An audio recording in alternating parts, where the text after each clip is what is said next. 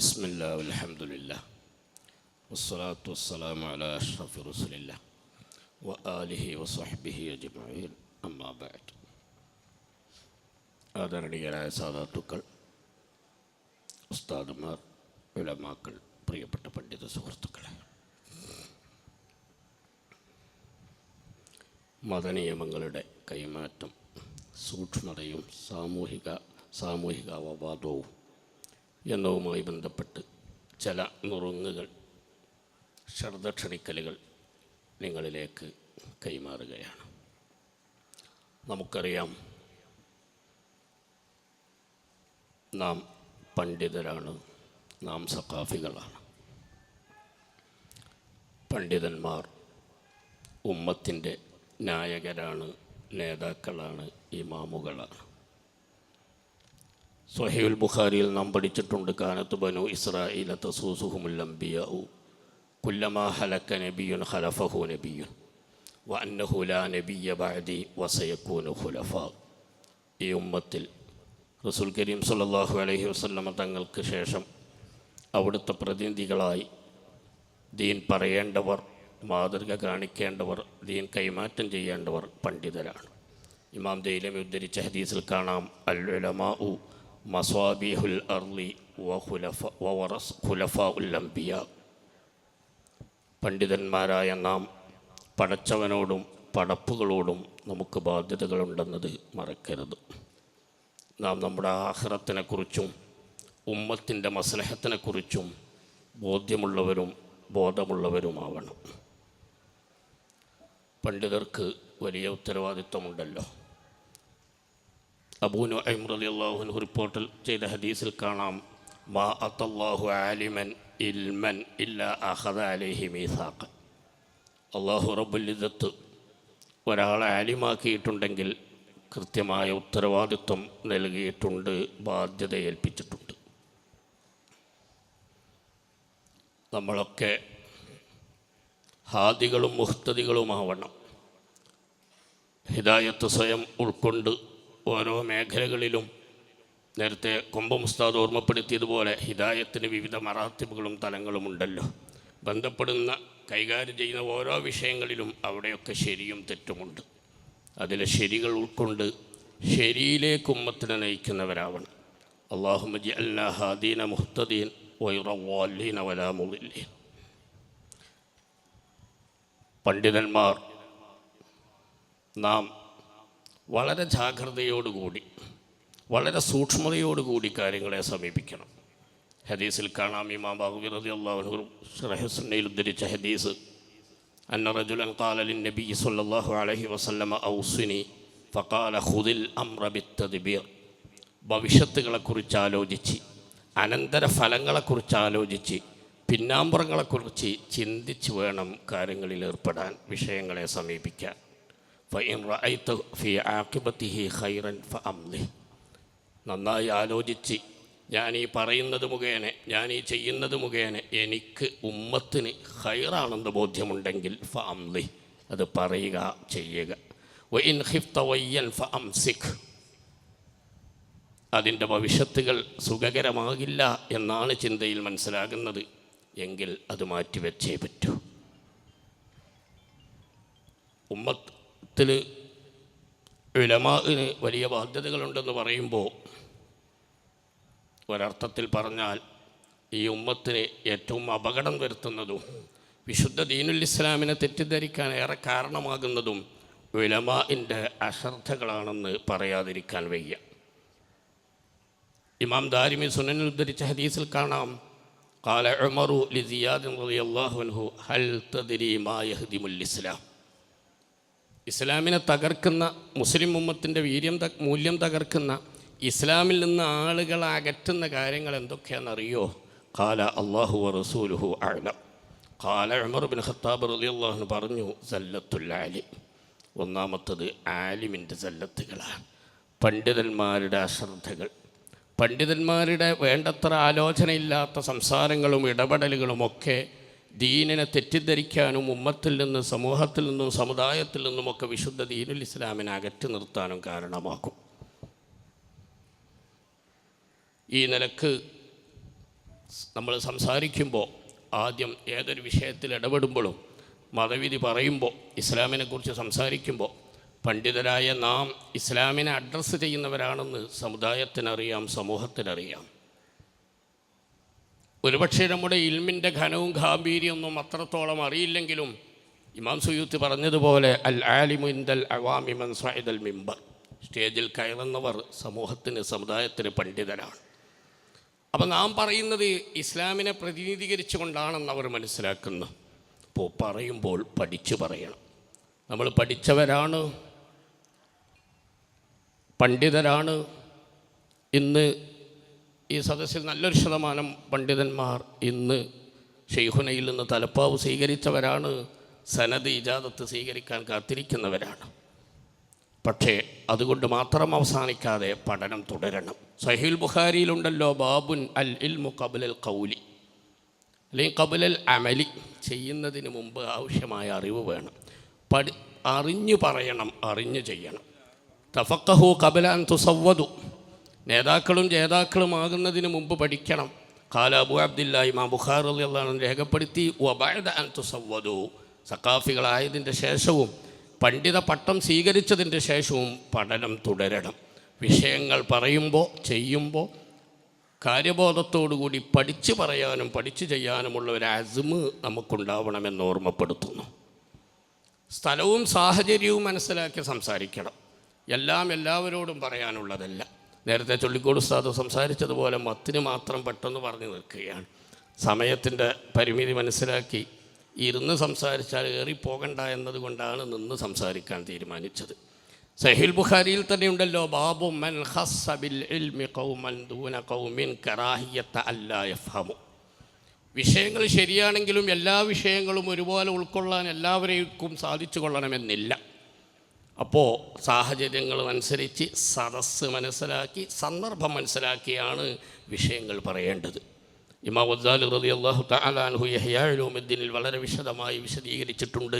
ഫഇന്ന മിനൽ ഖിസസി മാ യൻഫഉ സമാഉഹു വമിൻഹാ മാ യളുറു സമാഉഹു. സംഭവങ്ങൾ പറയുമ്പോൾ അതിൽ കേൾക്കേണ്ടതും ഉപകാരമുള്ളതും അതേസമയം ചിലർക്ക് ഉപദ്രവമായി തീരുന്നതുമുണ്ട്. അതുകൊണ്ട് കിസ്സകൾ പറയുമ്പോൾ, വാഖിഅത്തുകൾ പറയുമ്പോൾ, സംഭവങ്ങൾ പറയുമ്പോൾ മുഅ്മിനീങ്ങളുടെ മനസ്സിൽ ഈമാൻ ശക്തിപ്പെടാനും അവരെ ദീനിലേക്ക് അടുപ്പിക്കാനും ഉപകാരപ്പെടുന്ന വിഷയങ്ങളാണ് അവരുടെ മുന്നിൽ സംസാരിക്കേണ്ടത്. ഒരിക്കലും ഏതെങ്കിലും ഒരർത്ഥത്തിൽ ഇസ്ലാമിനെ തെറ്റിദ്ധരിക്കാനോ ഇസ്ലാമിൽ നിന്ന് നമ്മുടെ സംസാരം കേട്ട ഒരാൾ ഇസ്ലാമിൽ നിന്ന് അകലാനോ കാരണമാകുമോ എന്ന് നന്നായി ആലോചിച്ച് അത്തരം സംഗതികൾ പറയരുത്. നാം നിരന്തരമായി നമ്മുടെ കിതാബുകളിൽ വിശിഷ്യ ഇബ്നു ഹജർ അൽ ഹൈതമി റളിയല്ലാഹു അൻഹു തുഹ്ഫത്തുൽ മുഹ്താജിലൊക്കെ പറയാറുള്ളതാണ് അൽ വഖായി മുഹ്തമില, വാഖിഅ ഫിഇലിയ മുഹ്തമില. ലോകത്തൊരു കാര്യം സംഭവിച്ചിട്ടുണ്ടെങ്കിൽ, ഒരു സംഭവം നടന്നിട്ടുണ്ടെങ്കിൽ അതിൽ ധാരാളം സാധ്യതകളുണ്ട്. അതൊക്കെ വിലയിരുത്തി ആവശ്യത്തിനനുസരിച്ച് പറയാം. സംസാരങ്ങളിൽ മാന്യമായ ഭാഷ മാത്രം ഉപയോഗിക്കണം. കാലത്തിൻ്റെ മാറ്റം ഏത് കാലത്തും അങ്ങനെ തന്നെയാണ്. മുഹമ്മദ് റസൂലുള്ളാഹി സ്വല്ലല്ലാഹു അലൈഹി വസല്ലമ നമ്മെ പഠിപ്പിച്ചത് അങ്ങനെയാണല്ലോ. ഇന്നല്ലാഹ യുബ്ഗിദുൽ ഫാഹിഷൽ ബദിയ, ഇമാം തുർമുദി ഉദ്ധരിച്ച ഹദീസ്. അൽ ബദിയു അല്ലദീ യതകല്ലമു ബിറദീഇൽ കലാം, നിലവാരം കുറഞ്ഞ സംസാര രീതി സ്വീകരിക്കുന്നവർ. അത് അല്ലാഹുവിന് ഇഷ്ടപ്പെട്ടതല്ല. ഏതൊരു മുസ്ലിമും ശ്രദ്ധിക്കേണ്ടതാണ്. വിശിഷ്യ പണ്ഡിതന്മാർ, സഖാഫികൾ, നമ്മൾ സമുദായത്തിൽ ഇടപെടുമ്പോൾ, ജോലി ചെയ്യുന്ന സ്ഥലത്ത്, തദ്രീസ്, തഅലീം, ഖുത്ബയുള്ള സ്ഥലങ്ങളിൽ സംസാരിക്കുമ്പോൾ, പ്രസംഗിക്കുമ്പോഴുമൊക്കെ ഭാഷ നല്ല മാന്യമായ രൂപത്തിലാവണം. ആരെയും ചൊടിപ്പിക്കാതെയും ചടപ്പിക്കാതെയും തന്നെ സംസാരിക്കാൻ ശ്രദ്ധിക്കണം. അത്തരം സംസാരങ്ങളാണ് ആളുകളിൽ കൂടുതൽ ഫലം ചെയ്യുക എന്ന് നാം മനസ്സിലാക്കേണ്ടതുണ്ട്. നമ്മുടെ നാട്ടിലെ ചുറ്റുപാടിൽ ഈ രാജ്യത്തിൻ്റെ സ്വഭാവം ഇവിടെ നമ്മൾക്ക് അറിയാം, നാനാത്വത്തിൽ ഏകത്വം. നമ്മുടെ സംസാരങ്ങൾ ഒരിക്കലും സമുദായങ്ങൾക്കിടയിൽ അകൽച്ചയുണ്ടാക്കാനോ വിദ്വേഷമുണ്ടാക്കാനോ ശത്രുതയുണ്ടാക്കാനോ കാരണമായിക്കൂടാ. മർക്കസ് സഖാഫത്ത് സുന്നിയിലേക്ക് നമ്മൾ കടന്നു വന്നപ്പോൾ ഓരോ അധ്യയന വർഷവും ഇവിടെ ദർസ് ആരംഭിക്കുന്നത് അഭിമന്യരായ ശൈഖുന ഉസ്താദ് അവറുകൾ അൽ ഹദീസുൽ മുസൽസലു ബിർ റഹ്മ, ഹദീസുർ റഹ്മ പറഞ്ഞു തന്നുകൊണ്ടാണ്. ഇർഹമു മൻ ഫിൽ അർളി യർഹമുക്കും മൻ ഫിസ് സമാ. ആ റഹ്മത്തിൻ്റെ പാഠം നമുക്കുണ്ടാവണം. മതം ഏത് മതക്കാരോടാണെങ്കിലും, ഒരു മതമില്ലാത്തവരാണെങ്കിലും, യാതൊരു മതവും ഇല്ലാത്തവരോടാണെങ്കിലും മനുഷ്യത്വത്തോടെയും മാന്യമായും കാരുണ്യത്തോടെയും ഇടപെടണമെന്നാണ് വിശുദ്ധ ഇസ്ലാം മുസ്ലിങ്ങളെ പഠിപ്പിച്ചിട്ടുള്ളത്. അത് ഏറ്റവും കൂടുതൽ പ്രവർത്തന പദത്തിൽ ശ്രദ്ധിക്കേണ്ടവരാണ് പണ്ഡിതന്മാരായ നാം. അതേസമയം സഹകരണ നിസ്സഹകരണങ്ങളിലെ ഇസ്ലാമിൻ്റെ അടിസ്ഥാന നിലപാട് തആവനു അലൽ ബിർരി വത്തഖ്വ വലാ തആവനു അലൽ ഇസ്മി വൽ ഉദ്വാൻ. നന്മകളിൽ സഹകരിക്കുക, തിന്മകളിൽ നിസ്സഹകരിച്ചേ പറ്റൂ എന്ന് തന്നെയാണ് വിശുദ്ധ ഖുർആനിൻ്റെ അധ്യാപനം.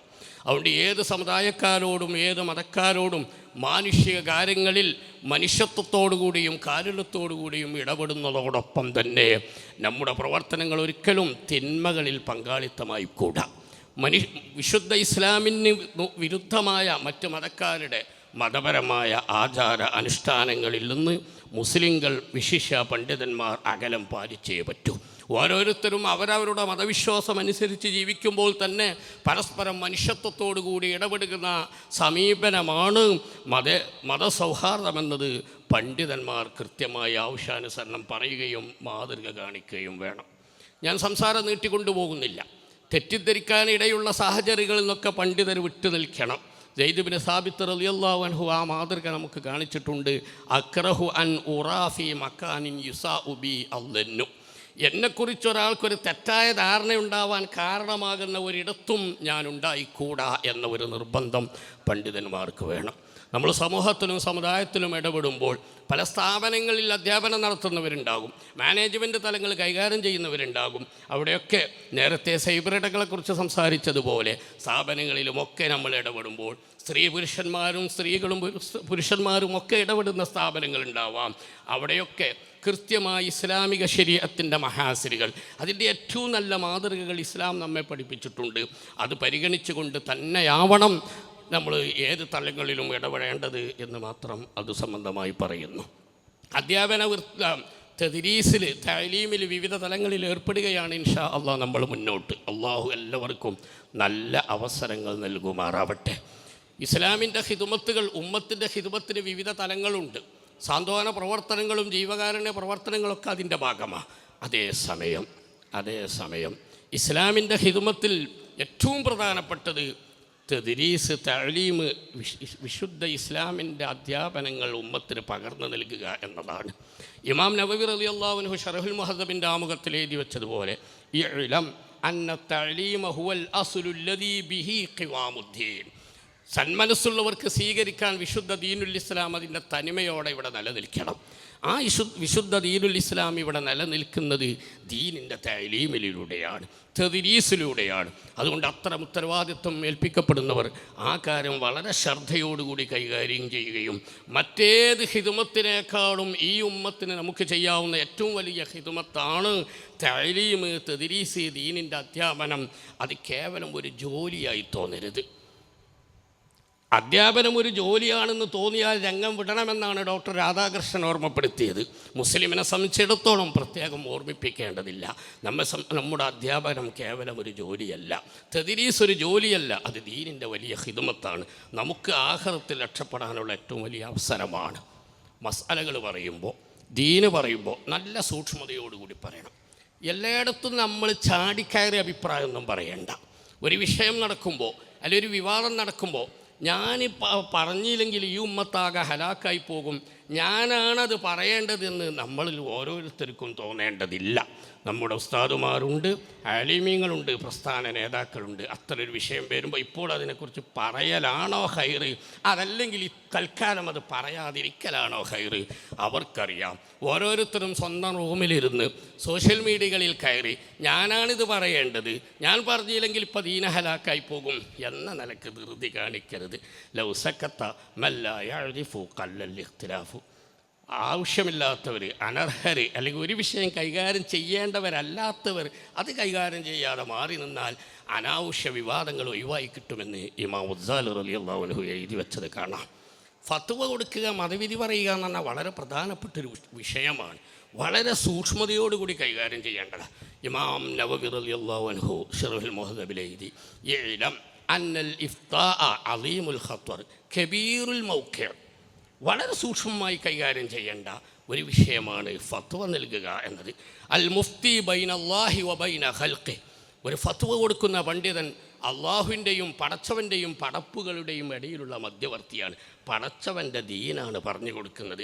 ഫൽയൻളുർ കൈഫ യദ്ഖുലു ബൈനഹും, ഞാൻ പടച്ചവൻ്റെയും ഈ പടപ്പുകളുടെയും ഇടയിൽ ഞാൻ എങ്ങനെയാണ് പ്രവേശിക്കുന്നത്, എൻ്റെ റോൾ എന്താണെന്ന് നന്നായി ശ്രദ്ധിക്കണം. ഫത്വയൊക്കെ ഇന്ന് ആർക്കും കൊടുക്കാവുന്ന രീതിയിലേക്ക് കാര്യങ്ങൾ എത്തിപ്പോയിട്ടുണ്ട്. അൽ ഫവായിദുൽ മദനിയിൽ തന്നെ രേഖപ്പെടുത്തിയതുപോലെ മൻസിബുൽ ഇഫ്താ ഇൻഹത്തത്ത് മർത്തബത്തുഹു ബൽ തജറഅ അവാമു തലബത്തി അല തകല്ലുമി ഫീമാ ഷാഉ അല ഇസാഅത്തിൽ അദബി ഫീ ഹഖ്ഖി ഉലമാഇദ്ദീൻ. ഓരോരുത്തർ ഇങ്ങനെ സ്വയം വായന നടത്തിയിട്ട് വലിയ ഗുരുവര്യരും ആലിമീങ്ങളൊക്കെ നൽകിയ ഫത്വ പോലെ പറഞ്ഞത് പോരാ, അതല്ലെങ്കിൽ അങ്ങനെയല്ല വേണ്ടത് എന്നൊക്കെ ചിന്തിച്ച് സ്വയം ഫത്വകളും മസാലകളും ഒക്കെ ഇങ്ങനെ സ്വയം പുറപ്പെടുവിക്കാൻ പോയിട്ടുണ്ട്. സഖാഫികൾ അങ്ങനെ ആയിക്കൂടാ, നമ്മുടെ പണ്ഡിതർ അങ്ങനെ ആയിക്കൂടാ. നമ്മേക്കാൾ അറിവും സൂക്ഷ്മതയുമുള്ള ആലിമുകൾക്ക് ജീവിച്ച നാടാണ് നമ്മുടെ കേരളം. അതുകൊണ്ട് നമ്മളൊരു മഹലിൽ നിൽക്കുന്ന ഒരു വിഷയത്തിൽ ഇടപെടുമ്പോൾ അവിടുത്തെ മുൻകാല കീഴ്വഴക്കങ്ങൾ പരിശോധിച്ച് പതിവ് രീതികൾ പരിശോധിച്ച് ആ നാട്ടിൽ ബന്ധപ്പെട്ട സമീപകാല കഴിഞ്ഞുപോയ കാലത്തിലെ പണ്ഡിതന്മാരെക്കുറിച്ചൊന്ന് മനസ്സിലാക്കി അവിടെ പണ്ഡിതന്മാർ ജീവിച്ചിരിക്കുന്നവരുണ്ടെങ്കിൽ അവരുമായൊക്കെ കൂടി ആലോചിച്ചു കൊണ്ടായിരിക്കണം ഒരു വിഷയത്തിൽ ഇടപെടേണ്ടത് എന്ന് മാത്രം മത്തിനി എന്ന നിലക്ക് ഓർമ്മപ്പെടുത്തുകയാണ്. കഴിഞ്ഞ ദിവസം ഒരു ചെറിയ വിവാദം എൻ്റെ ശ്രദ്ധയിൽപ്പെട്ടു. ഒരിടത്ത് ഒരു മക്ബറയിൽ ഒരു ശ്മശാനത്തിൽ രാത്രി സൂര്യൻ അസ്തമിച്ചു, സുബഹിയായപ്പോൾ അവിടുത്തെ ഒരു ഖബറിന് മുകളിൽ എന്തൊക്കെയോ രൂപീകരിച്ച് വെച്ചിരിക്കുന്നു. ആ നാട്ടിൽ അത് ചെറിയൊരു വിവാദമായി. അപ്പോൾ നോക്കുമ്പോൾ 2 ചെറുപ്രായക്കാരായ പണ്ഡിതന്മാർ രാത്രി ഒപ്പിച്ച വേലയാണെന്നാണ് റിസൾട്ട് കിട്ടിയത്. അവിടെ പ്രായമുള്ള ആലിമീങ്ങളുണ്ട്, ആ നാട്ടിൽ സാദാത്യങ്ങളുണ്ട്. അത്ര ഒരു വിഷയമൊക്കെ ചെയ്യുമ്പോൾ നാട്ടിൽ വിവാദമാവാതിരിക്കാൻ, അത് ഏറ്റുപിടിച്ച് വലിയൊരു ഫിത്നയിലേക്ക് പോകാതിരിക്കാൻ ആ ആലിമീങ്ങളൊക്കെ ആയി കൂടി ആലോചിച്ച് ആവശ്യമെങ്കിൽ ഉസ്താദുമാരോടൊന്ന് മുഷാവറ ചെയ്ത് എന്താണ് നമുക്ക് ചെയ്യാൻ നല്ലത് എന്നാവണം. അതുകൊണ്ട് സഖാഫികൾ, നമ്മുടെ പണ്ഡിതന്മാർ മഹല്ലുകളിലൊക്കെ ഒരു കാര്യത്തിൽ ഇടപെടുമ്പോൾ ആ നാട്ടിലുള്ള ആലിമീങ്ങളുമായി കൂടിയാലോചിച്ച് ആവശ്യമെങ്കിൽ ഉസ്താദുമാരോട് അഭിപ്രായം ചോദിച്ചുകൊണ്ടാവണം വിഷയങ്ങളിൽ ഇടപെടേണ്ടത്. വഅംറുഹും ശൂറാ ബൈനഹും എന്നല്ലേ ഖുർആൻ പറഞ്ഞത്. മാനദിമ മനിസ്തശാറ, ഒന്ന് കൂടിയാലോചിച്ചു എന്നതുകൊണ്ട് ഒരു നഷ്ടവും സംഭവിക്കൂല. അതുകൊണ്ട് നിങ്ങൾ മഹല്ലുകളിൽ നിൽക്കുമ്പോൾ, സ്ഥാപനങ്ങളിൽ നിൽക്കുമ്പോൾ, ഉത്തരവാദിത്തങ്ങൾ കൈകാര്യം ചെയ്യുമ്പോൾ ആവശ്യമായ വിഷയങ്ങൾക്ക് ഉസ്താദുമാരുമായി ആലിമീങ്ങളുമായി കൂടിയാലോചിച്ച് ചെയ്യണം. ഖുത്ബ കൈകാര്യം ചെയ്യുന്നവർ, നിക്കാഹ് കൈകാര്യം ചെയ്യുന്നവർ, ഇമാമത്തുള്ളവരാണ് നമ്മൾ. അവിടെയൊക്കെ ഒരുപാട് ഉദാഹരണങ്ങളിലേക്ക് കടന്ന് സംസാരിക്കാൻ ഇപ്പോൾ ഞാൻ ഉദ്ദേശിക്കുന്നില്ല. ഒരു നാട്ടിൽ ഞാൻ സാധാരണ ദർസുകളിൽ പറയാറുണ്ട്, ഒരു നാട്ടിലെ ജുമുഅ ബാത്തിലായാൽ അതിന് മഹല്ല് കമ്മിറ്റി പ്രസിഡന്റ് ചോദ്യം ചെയ്യപ്പെട്ടില്ല. അതിൻ്റെ കുറ്റക്കാരൻ മഹല്ല് കമ്മിറ്റി സെക്രട്ടറി അല്ല. കാരണം അവർക്ക് എതിരുണ്ട്, അവർക്ക് പറയാം. അത് കൈകാര്യം ചെയ്യാൻ ഒരു സഖാഫിയെ, ഒരു പണ്ഡിതനെ ഞങ്ങൾ നിശ്ചയിച്ചിട്ടുണ്ട്. എന്നിട്ടും ആ ഖുത്ബ അലങ്കോലപ്പെട്ടാൽ, ആ ജുമുഅ അവതാളത്തിലായാൽ അതിൻ്റെ കാരണക്കാർ അത് കൈകാര്യം ചെയ്യുന്ന ആലിമീങ്ങളായിരിക്കുമല്ലോ. അതുകൊണ്ട് ജുമുഅ ഖുത്ബ കൃത്യമായി ജുമുഅയും ഖുത്ബയും ശ്രദ്ധിക്കണം. അതിനെന്ത് വേണം? ഇടയ്ക്കിടയ്ക്ക് ഫത്ഹുൽ മുഈൻ ആ ഭാഗം ആവർത്തിച്ച് വായിക്കുക. നിക്കാഹ് കൈകാര്യം ചെയ്യുന്നവർ നിക്കാഹിൻ്റെ ബാബ് ആവർത്തിച്ച് വായിക്കുക. മുതാലയും ആവശ്യമായ ഇൽമിൻ്റെ മുബാഹസുകളും ഉപയോഗപ്പെടുത്തണമെന്ന് ഓർമ്മിപ്പിക്കുക മാത്രമാണ് ഇപ്പോൾ ചെയ്യുന്നത്. നമുക്കറിയാം, നമ്മൾ ഖുത്ബ ഓതിക്കൊണ്ടിരിക്കുകയാണ്, രണ്ടാമത്തെ ഖുത്ബ അവസാനിക്കാനായി. അപ്പോഴാണ് ഒരു ഉസ്താദ് അല്ലെങ്കിൽ ഒരു സയ്യിദ് പള്ളിയിലേക്ക് കടന്നു വന്നത്. നമ്മൾ സയ്യിദന്മാരെയും ഉസ്താദന്മാരെയും ആദരിക്കേണ്ടവരാണ്. പക്ഷെ അവിടെ ഒരു നിയമ പ്രശ്നമുണ്ട്. നമ്മൾ ഖുത്ബ ഓതിയിട്ട് മറ്റൊരു ഉസ്താദിനെ ഇമാമത്തേൽപ്പിക്കുകയാണെങ്കിൽ അദ്ദേഹം ഖുത്ബ ആദ്യം മുതൽ കേട്ട ആളാവണം. ഒരാൾ ഖുത്ബ ഓതി ഇമാമത്ത് മറ്റൊരാളെ ഏൽപ്പിക്കുന്നതിന് വിരോധമൊന്നുമില്ല. പക്ഷേ ഖുത്ബയുടെ അർക്കാനുകൾ തുടക്കം മുതൽ അവിടെ ഏറ്റവും ചുരുങ്ങിയത് അവിടെ ഹുളൂറ് സാന്നിധ്യമുള്ള ആൾക്കേ ജുമയുടെ ഇമാമത്ത് ഏൽപ്പിക്കാവൂ. രണ്ടാം ഖുത്ബ തീരുന്ന സമയത്ത് കടന്നു വന്നവർ ആദരിക്കണം, ബഹുമാനിക്കണം. പറ്റുന്ന ഇടങ്ങളാണെങ്കിൽ ജുമയ്ക്ക് ശേഷം അവരെ കൊണ്ടൊരു ചെറിയ നസീഹത്തോ ദുആയോ ചെയ്യിപ്പിക്കാം. പക്ഷേ കടന്നു വരുന്നവർ ചിലപ്പോൾ സയ്യിദന്മാരെല്ലാവരും ആലിമീങ്ങളായിക്കൊള്ളണമെന്നില്ല. ആലിമീങ്ങൾക്ക് തന്നെ എപ്പോഴും ചിലപ്പോൾ ഓർമ്മ ഉണ്ടായിക്കൊള്ളണമെന്നില്ല. പെട്ടെന്ന് നമ്മൾ അവരെ ഇമാമത്തിലേക്ക് കയറ്റി അവർ ഇമാമത്ത് നിന്നാൽ ആ ജുമയുടെ കാര്യം പ്രശ്നമാകും. അങ്ങനെ വിവാദമായ മസലകൾ നമ്മുടെ സമീപത്ത് വന്നത് ഞാൻ ഓർക്കുകയാണ്. അപ്പോൾ ഖുത്ബയുമായി ബന്ധപ്പെട്ടും ജുമയുമായി ബന്ധപ്പെട്ടും ആവശ്യമായ അഹ്കാമുകൾ നിരന്തരം വായിച്ചുകൊണ്ടിരിക്കണമെന്ന് മാത്രം പറയുന്നു. ഞാൻ എൻ്റെ സംസാരം അവസാനിപ്പിക്കുകയാണ്. നമ്മളവിടെ ദുആ എങ്ങനെയാണ്? വജഅൽനാ ലിൽ മുത്തഖീന ഇമാമ. ഇമാം ബുഖാരി റളിയല്ലാഹു അൻഹു രേഖപ്പെടുത്തിയല്ലോ, വജഅൽനാ ലിൽ മുത്തഖീന ഇമാമ എന്ന് പറഞ്ഞാൽ എന്താ? അഇമ്മത്തൻ നഖ്തദി ബിമൻ ഖബലനാ വയഖ്തദി ബിനാ മൻ ബഅദനാ. നമ്മുടെ പൂർവകാല പണ്ഡിത മഹത്തുക്കളോട് പിന്തുടർന്നുകൊണ്ടും അവരുടെ മാതൃകകൾ സ്വീകരിച്ചുകൊണ്ടും അത് മനസ്സിലാക്കിക്കൊണ്ടും അവരെ തുടർന്നുകൊണ്ടായിരിക്കണം നമ്മുടെ പ്രവർത്തനം. പിന്നാലെ വരുന്നവർക്ക് തുടരാനും മാതൃകയാക്കാനും പറ്റുന്നവരാവണം നമ്മൾ. അള്ളാഹു നമ്മെ ആ രൂപത്തിലാക്കി തരുമാറാവട്ടെ. വസ്വാസുകളുടെ ഒറ്റപ്പെട്ട തുരുത്തുകളിലേക്ക് ഉൾവലിയരുത്. അലൈക്കും ബിൽ ജമാ, കൂട്ടായ്മയോടൊപ്പം നിൽക്കുക. അലൈക്കും ബിൽ ജമാ, മുഖ്യധാരാ മുസ്ലിങ്ങളോടൊപ്പം വിശ്വാസത്തിലും കർമ്മത്തിലും ആചാരത്തിലുമൊക്കെ അതിൽ തന്നെ നിൽക്കണം. മുഹമ്മദ് റസൂലുള്ളാഹി സ്വല്ലല്ലാഹു അലൈഹി വസല്ലം തങ്ങൾ പഠിപ്പിച്ച സബീലുൽ മുഅ്മിനീൻ എന്ന് പറഞ്ഞ സിറാത്തുല്ലദീന അൻഅംത അലൈഹിം എന്ന് പറഞ്ഞ ആ ജമാഅത്തിനോടൊപ്പം അഖായിദിൽ, വിശ്വാസങ്ങളിൽ, ആചാരാനുഷ്ഠാനങ്ങളിൽ അവരോടൊപ്പം നിൽക്കണം. ഹദീസിൻ്റെ പ്രഥമാർത്ഥ തലം അതാണ്. അതേസമയം അഹ്ലുസുന്നയുടെ കൂട്ടായ്മകളിൽ അംഗങ്ങളായി നിൽക്കണം. അതിലൊരു ബറക്കത്തുണ്ടെന്ന് പ്രസ്തുത ഹദീസ് വിശദീകരിച്ചുകൊണ്ട് ഇമാം ഗസാലി റളിയല്ലാഹു അൻഹു തന്നെ എഴുതി വെച്ചിട്ടുണ്ട്. വസ്വാസികൾ വരുമ്പോൾ, സംശയങ്ങൾ വരുമ്പോൾ ഉസ്താദുമാരുമായി ബന്ധപ്പെട്ട അതാത് സമയത്ത് ഇസ്തിഫ്സാർ നടത്തി അതിന് പരിഹരിച്ച് സംശയം ഒഴിവാക്കി അതിന് പരിഹാരം കാണുകയും അതല്ലാതെ വസ്വാസിൻ്റെ തുരുത്തുകളിലേക്ക് ഒറ്റപ്പെട്ട് അവസാനം വലിയ അപകടത്തിലെത്താതിരിക്കാനുള്ള ഒരു ജാഗ്രത ഇന്നത്തെ കാലത്ത് കൂടുതൽ ആവശ്യമാണ്.